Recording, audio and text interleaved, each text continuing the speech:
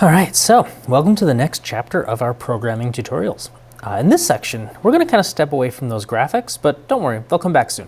But the main idea of this unit is something called variables. Now, you might be getting some flashbacks to your math course. And the idea is a variable is kind of like a storage container or a way that we can store information and then recall it later.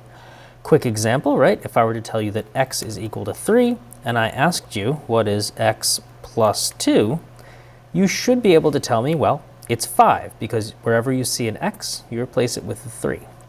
Same idea applies to variables. So let's take a look first at basically a text example of variables, and we'll see how that behaves.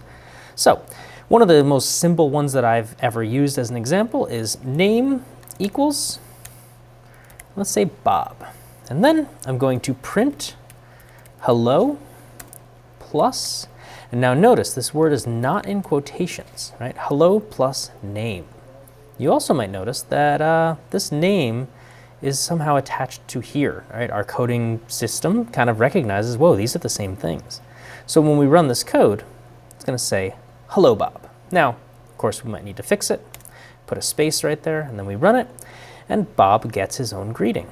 What if I didn't want to say hello? What if I wanted to say hello to Samantha instead? If I run this, oh, look at that, it changes. So I kind of have like a settings panel at the top line of my code, and then later on, my program can perform those types of actions. All right. Before we go any further though, I do want to talk to you about the naming rules for variables. When we create a variable, there's two basic rules. The first rule is variables can begin with any letter, right? A, B, C, whatever. They can also start with an underline mark. So I could say underline name equals Bob, and then I could do the same print procedure that I did before. All right, I could also use name. The one thing that people always get kind of like caught up in or something is you cannot begin a variable with a number. So that is something that causes issues. So the idea is you can use numbers, right? Name 1 equals Bob, name 2 equals Samantha, and then I could print hello plus name 1 plus a space, because we're fancy, plus name 2. And this would say, hello, Bob, Samantha. Maybe I want to make it a little bit fancier, right? We could say hello to our 2 participants in here. All right, so that's kind of the first idea. We can put in whatever we want inside of the values in here, and if we're just doing text, we would throw quotations around it. Now, later on in this chapter, we're going to learn the difference between something in quotes and something not in quotes that we're going to show you right now. All right, what if I wanted to make a program, right? Start number equals, and we can put in any number we want. I'm going to put in 42. Now, what I'm going to do is I'm going to print I am the number doubler, and then I'm going to make another variable, doubled underscore number equals. Now we could write 42 times 2, but now here's the issue. If I change this number, right, if, let's say I want to change it to 43, I have to make sure I go here and also double that. Let's get fancy though.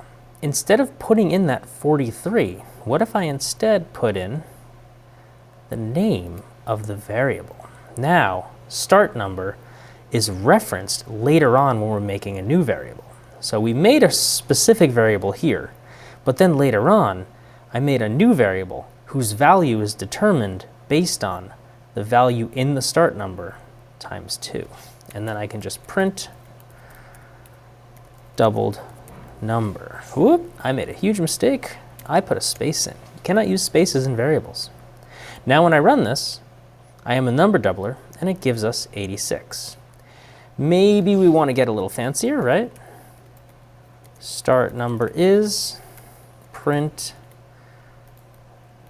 start number, print doubled number is, and then we print doubled number. So now, whatever code we store up in the top of here and run, it automatically drops the information into here and also gives us our doubled number.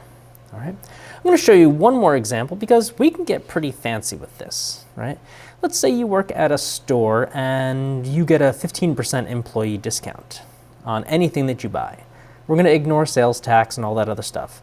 Price equals, let's say this item is $128.74. Discount equals, I'm not going to put this number times 0.15 because we're going to do a 15% discount. I'm going to say price times 0.15. All right. So now we're making two variables. We're making the original price, and then we're making a variable for the discount, which is based off of the value of the price. So I could print original cost, print the price, print employee discount, print discount. Let's try this out. Boom, we run it, and look at that. It's actually giving us the employee discount amount. If we happen to change this price, let's say it's $68.74.